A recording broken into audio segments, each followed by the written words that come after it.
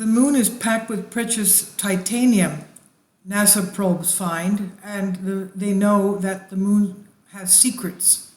And one of the biggest secrets is that it's full of titanium, a metal which is very precious on Earth for strategic military uses. This white powder in craters around the moon is basically titanium. Titanium was found in the late 18th century by William Gregor, a clergyman. He was walking on the beach and he noticed that the black sand had two metal oxides, the iron oxide, which attracted to a magnet. Half of it was that, and the other half was a white metallic oxide he could identify. Well, this was titanium. And we know that the U.S. Defense Advanced Research Project Agency, DARPA, in 2006 awarded $6 million to a company consortium to develop a new process for making titanium metal powder. And it's very expensive, very difficult to produce. The powder can be used to create strong, lightweight items ranging from armor plating to components for aircraft, aerospace, transport, and chemical processing industries. And the moon is packed with this precious titanium. A map of the moon undiscovered a trove of areas rich in precious titanium ore, with some lunar rocks harboring 10 times as much of the stuff as we have here on our Earth. The map, which combined observations visible in ultraviolet wavelengths, revealed the valuable titanium deposits. One of the images here is of Tranquility Base on the moon, which is full of titanium-bearing minerals, ilmenite. Kindly support my Patreon account since YouTube has again demonetized my YouTube channel. The daily posts are 5 videos daily, and they are totally different from what I have on my YouTube channel. Thank you so much for your support and that you find all my content so interesting.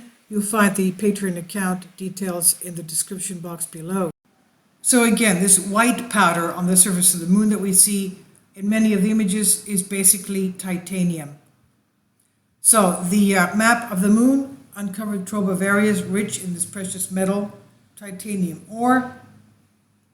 And these findings could shed light on some of the mysteries of the lunar interior and also lay the groundwork for future mining on the moon for titanium. Looking up at the moon's surface, it appears painted with shades of gray, at least to the human eye. This is what Mark Robinson, Arizona State University, says. The Maria appear reddish in some places, blue in others. Although subtle, these color variations tell us important things about the chemistry and evolution of the lunar surface. But going into what the Apollo astronauts witnessed. Now, Democritus and Anaxagoras taught that there was a time when the Earth was without the moon. We know that from the Proselenites of the Argos area of the Peloponnese in ancient Greece. Aristotle wrote that Arcadia, before being inhabited by the Greeks, had a Pelasgian population, and that these natives lived in the area from a very distant time where there was still no moon in the sky, and that's why he named them the Proselines, before the moon. Selene is the word for moon in Greek. Apollonius of Rhodes mentions the time when there were not at all the orbiting bodies in the sky before the tribes of the Danites and Dephkaliona appeared, and there were only the Arcadians who were said to have lived on the mountains and fed on acorns before the existence of the moon. Now remember from one of our past videos, those who wore the crown of acorn leaves, oak leaves, and ate acorns. And these were the Druids, okay? Now, leaked by NASA scientists concerning the Apollo lunar program is this. No one understood what we're trying as a final objective. From Apollo 11, the game is over. It is forbidden from the owners of the moon who have superior technology. We know that it is a ship from titanium and white powder.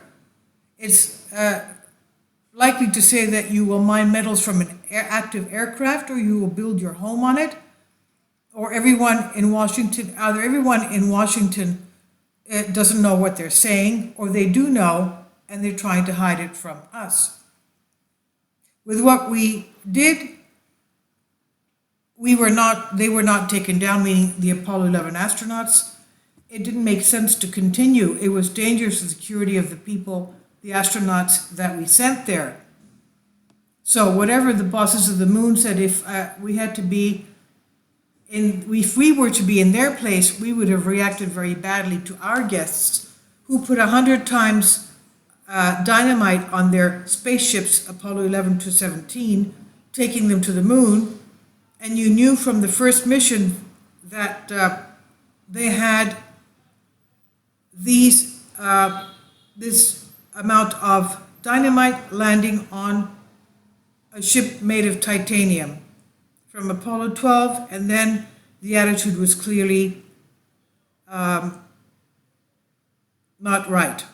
Now, a Swedish astrophysicist says, if we told the world what really happened in near space, that means on the Earth's moon, they would not believe us and would pass us as being out of our minds.